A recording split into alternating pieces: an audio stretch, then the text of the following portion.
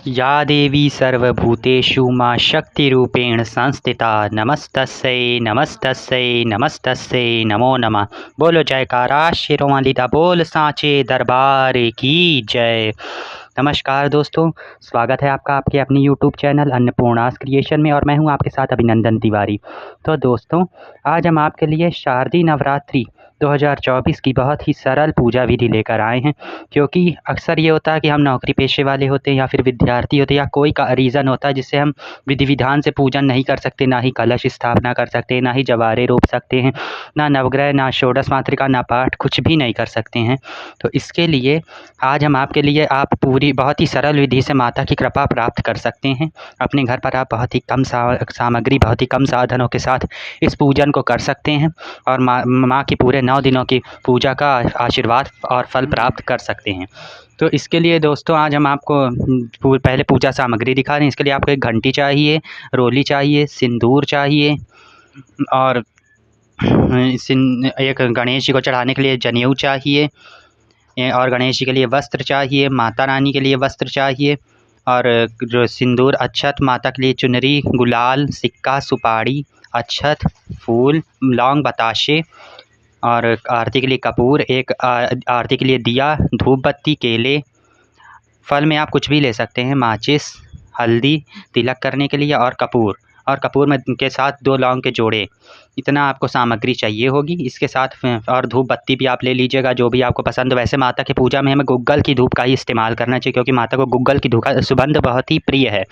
तो आप गुग्गल की धूप बत्ती लीजिएगा। माचिस चाहिए हमको, लौंग बताशे का भोग रख लीजिए, चुन्नी रख लीजिए, 16 श्रृंगार की सामग्री रख लीजिए। अगर आपके पास 16 श्रृंगार संभव ना हो तो आप 5, 7, 11 कुछ भी रख सकते हैं। अगर कुछ भी ना हो तो आप केवल 2 श्रृंगार की सामग्री, आप चूड़ी और बिंदी मुख्य श्रृंगार में आता है, आप ये भी माता को अर्पण कर सकते हैं। तो इसके लिए पहले हम माता के दाहिने साइड हम कलश की अगर आप स्थापना नहीं कर रहे हैं तो आपको एक तांबे का लोटा चाहिए होगा। उसके ऊपर रखने के लिए एक पूर्ण पात्र चाहिए होगा। तो आप इस पूर्ण पात्र में आपको पूरे खचाखच अक्षत भर देने हैं और अक्षत भरने में आप बिल्कुल भी कंजूसी मत करना क्योंकि अक्षत को अन्नपूर्णा माँ का स्वरूप माना जाता है। इस पूर्ण पात्र को तो हम जिसमें इतनी श्रद्धा से अक्षत भरते हैं उतना ही हमारे घर में अन्न धन की बढ़ोतरी होती है। तो इसके लिए आपको एक तांबे का लोटा चाहिए। उसके कंठ पर आपको मौली बांध लेना है खूब अच्छे से और रोली से आपको उसके ऊपर सतिया बनानी है, मतलब स्वास्तिक का चिन्ह बनाना है। और जिस तरह से मैंने स्वास्तिक का चिन्ह बनाया इसी तरह से आप भी स्वास्तिक का चिन्ह बनाइए। उसको आप मतलब कट्टम करके नहीं बनाना है। इसी तरह से एक स्वास्तिक के चारों कोनों का निर्माण आपको करना है और स्वास्तिक के चारों ओर बिंदु रख देना है। उसके ऊपर आपको सिंदूर से टीका लगा देना है, अगल बगल 2 चिन्ह बना देने हैं और फिर इसका स्वास्तिक को आप रोली से अच्छे से तिलक कर लीजिए। रोली से, सिंदूर से, गुलाल से आपको इसे अच्छे से तिलक कर लेना है। देखिए जैसे इसमें हम सिंदूर से तिलक कर रहे हैं चारों ओर, ऐसे ही आप कर लीजिए। और इसके बाद इसको आपको माता के दाहिने साइड स्थापित करना है, मतलब माता रानी के दाहिनी ओर आपको इस कलश को स्थापित कर देना है। और इस कलश के अंदर आपको देखिए जैसे इसको हम इस अष्टदल कमल का आप चावल से निर्माण कर लीजिएगा। जैसे बना हुआ आपने देख रहे हैं, आप वीडियो में देख पा रहे होंगे अच्छे से। और इसमें आपको फिर गंगा जल डाल देना है, गंगा जल डालिए इसमें आप। और उसके बाद आपको शुद्ध जल भर देना है इसमें, कंठ तक पूरा शुद्ध जल से भर दीजिए। हाँ जी, इसमें पूरा शुद्ध जल से आपको कंठ तक शुद्ध जल से भर देना है। और इसमें एक सिक्का और सुपारी आपको डाल देना है। ये सुपारी और 1 का या 10 का जितना भी आपके पास सिक्का, आप उस एक सिक्का डाल सकते हैं या फिर जो वैष्णो माता में सिक्के मिलते हैं आप उसे भी डाल सकते हैं और थोड़े से अक्षत डाल देने हैं। इसके बाद हम इसके ऊपर पूर्ण पात्र रख देंगे और इसके ऊपर हम एक 5 का या 11 रुपये, 5 रुपये जितने भी हो, आप अगर कुछ भी तो आप एक का भी सिक्का रख सकते हैं। एक सिक्का में कलश के ऊपर ज़रूर रख देना, कलश को खाली नहीं छोड़ना है ऊपर के पात्र को, आप इस बात का ज़रूर ध्यान रखें। फिर हम माता के दाहिने साइड पर गणेश जी का भी स्थापना करेंगे क्योंकि गणेश जी के बिना कोई भी पूजा या धार्मिक अनुष्ठान संपन्न नहीं होता, इसलिए हम गणेश जी की पूजा सबसे पहले करेंगे। फिर हाथ में अक्षत और पुष्प लेकर माता का ध्यान करेंगे, अपना निवास स्थान बोले, गोत्र बोले, पता, तिथि और जिस उद्देश्य से पूजन कर रहे हैं अपनी मनोकामना कहिए और माता के चरणों में फिर हम इन पुष्पों और अक्षतों को छोड़ देंगे। फिर अपनी पूजा की शुरुआत करेंगे। शुद्धिकरण कर लीजिए, आचमन कर लीजिए। ओम केशवाय नमः, ओम माधवाय नमः, ओम नारायणाय नमः, ओम हषिकेशाय नमः कहते हुए चौथी बार में अपनी ओर हाथ धो लीजिए बाएं ओर। फिर हम धूप दीप प्रज्वलित कर लेंगे।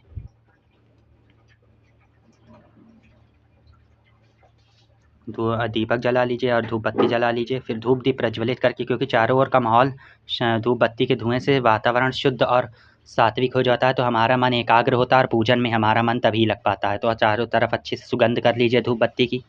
चारों ओर अच्छे से धूप बत्ती दिखा दीजिए। चारों कोनों में माता रानी को दिखा दीजिए। चारों ओर अच्छे से धूप बत्ती की सुगंध कर लीजिए।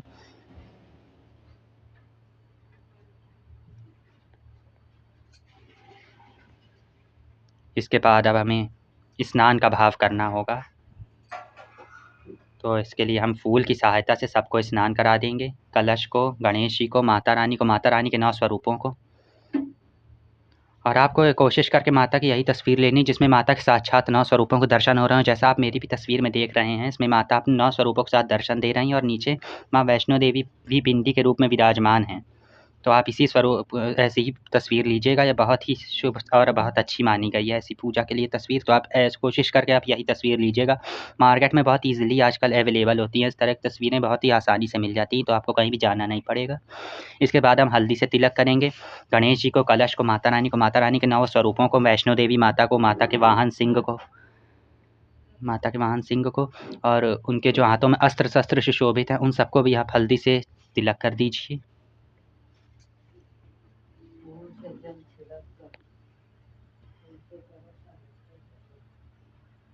फिर उसके बाद आप रोली से तिलक करेंगे, कुमकुम से तिलक करेंगे सभी को, माता के वाहन को, माता के 9 स्वरूपों को, सिंह को, माता के हाथ में जो अस्त्र शस्त्र सुशोभित है सभी को हम कुमकुम से, सिंदूर से तिलक कर रहे हैं। और फिर इसके बाद हम गुलाल सबको समर्पित कर रहे हैं, माता को, माता के वाहन को, माता के 9 स्वरूप जो अगल-बगल हैं उन सभी को गुलाल लगा रहे हैं। गुलाल ज़रूर लगाइएगा और लाल रंग का गुलाल सबसे उत्तम होता है माँ के पूजन में, तो आप लाल रंग के गुलाल का ही उपयोग करिए। माता के वाहन सिंह को, माता के हाथों में जो अस्त्र शस्त्र सुशोभित हैं उन सभी को आप गुलाल से तिलक करिए।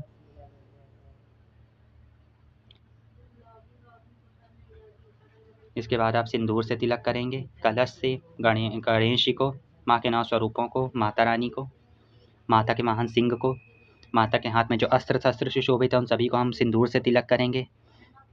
वैष्णो देवी माता को सभी को हम सिंदूर से तिलक करेंगे।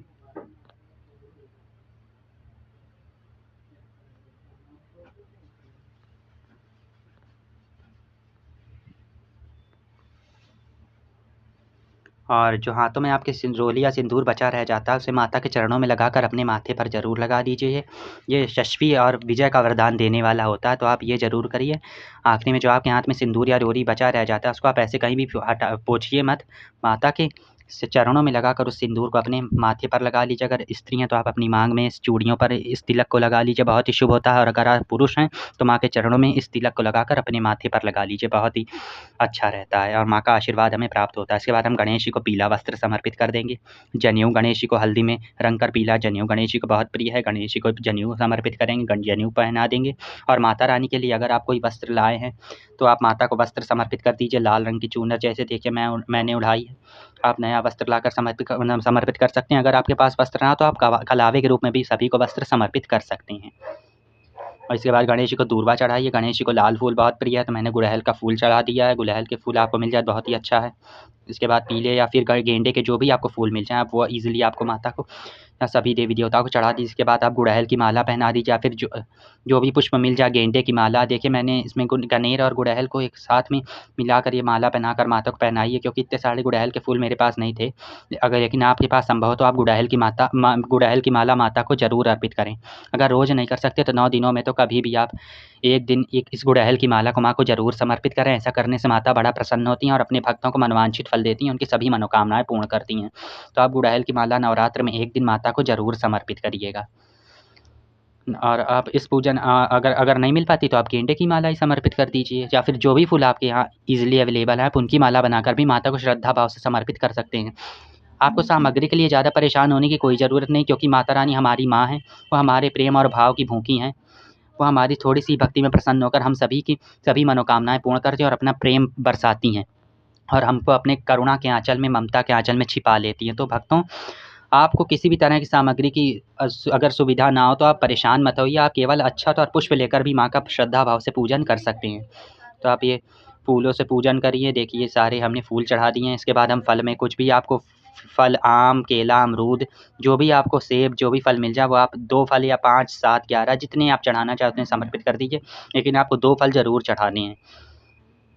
देखिए जैसे मैंने यहाँ पर फलों में केले समर्पित कर दिए। इसके बाद माता को लौंग बताशे का भोग बहुत प्रिय है। आपको भोग अगर कुछ भी नहीं है आपके पास तो माता को 9 दिनों तक आप सुबह शाम दोनों वेला में लौंग और बताशे का भोग ज़रूर लगाइए। लौंग बताशे का भोग लगाने से माता को 9 भोग लगाने का फल प्राप्त होता है। क्यों? जैसे मतलब हम 9 दिनों 9 अलग-अलग भोगों को समर्पित करते हैं। उन 9 भोगों को समर्पित करने का हम केवल लौंग बताशा अगर समर्पित कर देते तो हमें 9 भोग चढ़ाने का फल प्राप्त हो जाता है। इसके बाद माता को हम 16 श्रृंगार अर्पित करेंगे। जैसे आप देख रहे हैं मैंने यहाँ पर 16 श्रृंगार अर्पित करे हैं, माता को साथ में रखते हैं। अगर आपके पास 16 श्रृंगार ना हो तो आप 5 या 7 वस्तुएँ भी श्रृंगार की अर्पित कर सकते हैं। 5 तो आप ज़रूर माता को ज़रूर से श्रृंगार की वस्तुएँ अर्पित करिए। इसमें चूड़ी है, कंघा है, सिंदूर है, बिंदी है, काजल है, आलता है, मेहंदी है और एक सिंदूर का सिंधौरा मैंने सिंदूर की डिब्बी माता को अर्पित करी है चरणों में। शीशा रख लीजिए, कंघा, जो भी मतलब आपके पास हो। और कोई भी ऐसी वस्तु आप माता को ना अर्पित करें जो आप खुद ना यूज़ करें, ना कोई यूज़ कर पाए। हम भगवान को, माता को जो भी चीज़ समर्पित करते हैं वो बहुत ही उच्च कोटि की, बहुत ही अच्छी होनी चाहिए। मतलब जो हम खुद इस्तेमाल करते हैं उससे भी ज़्यादा अच्छी चीज़ हम माता को अर्पित करना चाहिए हमें। मतलब जो हम अपने लिए तो मतलब अच्छा लेते ही हैं, लेकिन माता को हमें कोशिश करके उससे भी अच्छी चीज़ें समर्पित करनी चाहिए। नहीं तो कुछ लोग क्या करते हैं, जो आजकल मार्केट में पैकेट चले हैं वो ला के चढ़ा देते, ना ही कोई और इस्तेमाल कर पाता और ना ही भगवान को ये चढ़ाना चाहिए। मेरे हिसाब से तो ये बिल्कुल भी नहीं सही है। तो आप कम से कम अच्छी चीज़ें लाकर पूरा खरीद लीजिए और उसके बाद चाहे आप खुद ही इस्तेमाल करिए, किसी को ना दें। आप माता को अच्छी चीज़ें ही समर्पित करिए। पूरा मतलब श्रृंगार में आप 16 श्रृंगार 5-7 जितनी भी वस्तुएँ समर्पित करें, माता को उच्च कोटि बहुत ही अच्छी वस्तुएँ होनी चाहिए श्रृंगार की, वही अर्पित करिए। और इसके बाद हम बहुत ही प्रेम भाव से श्रद्धापूर्वक माता की आरती करेंगे, धूप दीप से करेंगे। और इसके बाद माता के जो पूजन में नवरात्र में हवन बहुत ही अनिवार्य होता है। हाँ, चाहे आप एक टाइम करें, अगर आपकी सामर्थ्य है तो आप दोनों टाइम कर लीजिए। लेकिन अगर आपके पास हवन करने का टाइम नहीं है तो आपको क्या करना है, कपूर जलाना है। कपूर के ऊपर ये देखिए जैसे मैंने कपूर जला रहा हूँ और कपूर के साथ आपको 2 फूल वाले लौंग लेने हैं। देख लीजिएगा लौंग कहीं से भी खंडित नहीं होने चाहिए। हमें 2 फूल वाले, देखिए 2 फूल वाले लौंग हमें कपूर में जलाकर इससे माता की आरती करनी है श्रद्धा भाव से। कपूर में आपको 2 लौंग जला लेने हैं, क्योंकि हवन में कपूर में लौंग समर्पित करना भी ये हवन ही एक तरह का माना गया है। आपके परिवार में जितने भी सदस्य हों सभी के नाम से आप 2-2 जोड़े लौंग के समर्पित कर सकते हैं। लेकिन आप अगर सभी से करवा सकते हैं, लेकिन अगर आपके यहाँ कोई भी नहीं है, हस्बैंड ऑफ़िस गए या फिर बच्चे स्कूल चले गए, आप अकेले पूजन कर रहे हैं, तो आप अकेले आप केवल 2 लौंग के जोड़े ही समर्पित कर दीजिए, वो भी काफ़ी है। ये भी हवन ही माना जाएगा हमारा। आपको दोनों टाइम कपूर में लौंग डालकर माँ की आरती ज़रूर उतारनी है। इस बात का आप विशेष ध्यान रखिएगा, क्योंकि कपूर की आरती के बिना माँ का पूजन अधूरा माना गया है। नवरात्रि पूजन का फल इससे पूरा पूर्ण तरह से प्राप्त नहीं होता। लेकिन अगर आप हवन नहीं कर पा रहे हैं तो आप कपूर में लौंग मिलाकर दोनों वेला माँ की आरती ज़रूर उतारें। आरती में आप कोई भी आरती कर सकते हैं। पहले गणेश जी की कर सकते हैं, फिर उसके बाद माता की ओम जय अम्बे गौरी मैया जय श्यामा गौरी तुमको निष्दिन ध्यावत हरि ब्रह्मा शिवरी ओम जय अम्बे गौरी इस आरती को करिए। या फिर ओम अम्बे तू है जगदम्बे काली जय दुर्गे खप्पर वाली तेरे ही गुण गावें भारती ओ मैया हम सब उतारे तेरी आरती। ये भी बहुत सुंदर सी माँ की आरती है। आप इस आरती को भी गाकर माँ की पूजा कर सकते हैं। अगर आपको कुछ भी नहीं आता तो आप या देवी सर्वभूतेषु माँ शक्ति रूपेण संस्थिता नमस्तस्यै नमस्तस्यै नमस्तस्यै नमो नमः इसको बोलकर आरती कर सकते हैं। अगर ये भी नहीं तो आप जय माता दी बोलकर भी आप माँ की आरती उतार सकती हैं। इसके बाद हम आरती को और सभी भोग सामग्री को जो भी हमने माँ को अर्पित करी सबको हम जल से मिनस देंगे। सबके आसपास हम जल से अचवा देंगे, अच्छे से आचमन कर देंगे। और आरती को आचमन करने के बाद हम माता को आरती दे देंगे, सभी देवी देवताओं को आरती देंगे और खुद भी आरती ले लेंगे। और परिवार में जितने भी सदस्य हैं सभी को प्रेम पूर्वक आरती देंगे। और आरती के बाद आप आरती के बाद आप हाथ में अक्षत और पुष्प लेकर माँ के मंत्रों का जाप करें। जैसे माँ का प्रथम दिवस नवरात्रि का माँ शैलपुत्री को अर्पित है, तो माता के शैलपुत्री स्वरूप की पूजा अर्चना करिए, उनके मंत्रों का जाप करिए। और पूजा अर्चना को संपन्न करने के बाद अंत में आपको क्षमा प्रार्थना करनी है। हाथ में अक्षत और पुष्प और थोड़ी सी दक्षिणा 11 रुपये 100 51 आप जितना भी सामर्थ्य हो आप उस हिसाब से दक्षिणा लेकर माँ के चरणों में अक्षत पुष्प के साथ समर्पित करिए और कहिए कि हे माँ, हमारे पास ज़्यादा सुख साधन नहीं थे तो हमने माता अल्प सामग्री में आपकी पूजा करी है, लेकिन माँ हमारे भाव सच्चे हैं, माँ आपके प्रति हमारी भक्ति निष्ठा सच्ची है। माँ हमारे थोड़े से पूजन पे ही हमारे इस पूजन को संतुष्ट होइए हमारे इस पूजन से, हमको अपना आशीर्वाद प्रदान करिए। हम चाहे जो भी हों, लेकिन माँ हम आपके बालक हैं, हम आपकी शरण में आए हैं, हमको अपना आशीर्वाद दीजिए, हमको अपनी ममता के आँचल में छिपा लीजिए। हमारी सभी इच्छाएँ, सभी मनोकामनाएँ पूर्ण करिए और हमारे घर में अन्न, धन, सुख, समृद्धि के भंडारे भरिए। सामग्री की आपको कोई भी चिंता करने की ज़रूरत नहीं माता, थोड़ी-सी सामग्री में तो क्योंकि भगवान हमारे किसी भी सामग्री के भूखे नहीं होते, वो हमारे सच्ची भक्ति और भाव के भूखे होते हैं। अगर हम सच्ची भक्ति से माँ को 2 पुष्प भी अर्पित कर देते हैं नवरात्र के 9 दिनों में, तो माँ उससे भी प्रसन्न हो जाती हैं। तो इसके बाद हम घंटी बजाकर माता को भोग के लिए आमंत्रित करेंगे। आप गा सकते हैं, आओ भोग लगाओ अम्बे मैया, प्रेम से भोग लगाओ अम्बे मैया, दशों दिशाओं से आओ अम्बे मैया, रुचि रुचि भोग लगाओ अम्बे मैया। इसके बाद आप दुर्गा चालीसा का पाठ करिए। माँ दुर्गा को प्रणाम करके हाथ में अक्षत और पुष्प लेकर दुर्गा चालीसा का पाठ कर लीजिएगा आप। इसके बाद आप विंध्येश्वरी चालीसा अगर पढ़ते हो, विंध्येश्वरी चालीसा का पाठ करिए। विंध्येश्वरी पाठ बहुत ही अच्छा होता है नवरात्रों में करना, इससे माता बहुत प्रसन्न होती हैं। इसके बाद आप विंध्येश्वरी स्तोत्र का पाठ कर सकते हैं। निशुम्भ शुम्भ मर्दिनी प्रचंड मुंड खंडिनी वने रणे प्रकाशिनी भजामी विंध्यवासिनी, ऐसे है। इसके बाद माता दुर्गा जी की आरती, माता अम्बे जी की आरती, विंध्येश्वरी जी की आरती, जो भी आप पाठ करते हो इस पाठ को करिए। इसके बाद अगर आप दुर्गा सप्तशती का पाठ करते हैं तो उसके थोड़े से नियम होते हैं। पहले आपको शापोद्धार करना, उत्कीलन करना, उसके बाद में आपको पाठ आरंभ करना होता है। और अगर आपके पास समय हो तो आप एक ही दिन में सभी अध्यायों को ख़त्म कर लीजिए, लेकिन अगर आजकल किसी के पास समय हो नहीं पाता इतना, तो आप 7 दिनों में इस पाठ को पूरा समाप्त किया जाता है। दुर्गा सप्तशती के सप्तमी के दिन इस पाठ को समाप्त कर दिया जाता है पूरा।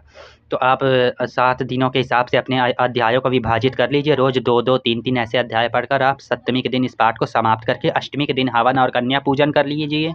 अगर अष्टमी के दिन नहीं, आपके यहाँ नवमी पूजी जाती है, तो आप नवमी के दिन हवन और कन्या पूजन कर लीजिए। इसके बाद पाठ के बाद माता के हाथ में, जो हमारे यहाँ हाथ में अक्षत और पुष्प थे, वो माता को समर्पित कर देंगे। इसके बाद माता के पैर छू लेंगे, माँ से क्षमा प्रार्थना कर लेंगे और कहेंगे, आवाहन ना जानामि विसर्जनम पूजन चैवम ना जानामि क्षमो मम परमेश्वरम, मंत्रहीनम भक्तिहीन विधिहीन क्रियाहीन गतिहीनम जनार्दनम। मतलब कि भगवान हमसे जो भी भूल चूक हो गई हो, जो भी कम ज़्यादा या मूर्खता वश हमने जो भी कम ज़्यादा या बहुत कम कर दिया, माँ उसे क्षमा करना और अपनी कृपा करना। इसी तरह से हमारा पूजन बहुत ही ईज़िली संपन्न हो जाता है। फिर हम आगे आपके साथ बहुत सारे नए वीडियोज़ के साथ मिलेंगे। और तो दोस्तों, आपके अगर कोई प्रश्न हो तो मुझसे कमेंट बॉक्स में ज़रूर पूछ लीजिएगा। और हमारे चैनल को लाइक, शेयर और सब्सक्राइब कीजिए, बेल आइकन को प्रेस कीजिए, ज़्यादा से ज़्यादा शेयर कीजिए। आगे आपके साथ नवरात्रि के बहुत सारे अच्छे वीडियोज़ के साथ हम मिलेंगे। हमारे चैनल को लाइक कीजिए, शेयर कीजिए, सब्सक्राइब कीजिए, बेल आइकन को प्रेस कीजिए। तब तक के लिए जय माता दी दोस्तों। जय माता दी, जय माता दी। प्रेम से बोलो जय माता दी, सारे बोलो जय माता दी। बोलो जयकारा शेरों वाली दा बोल, सांचे दरबार की जय।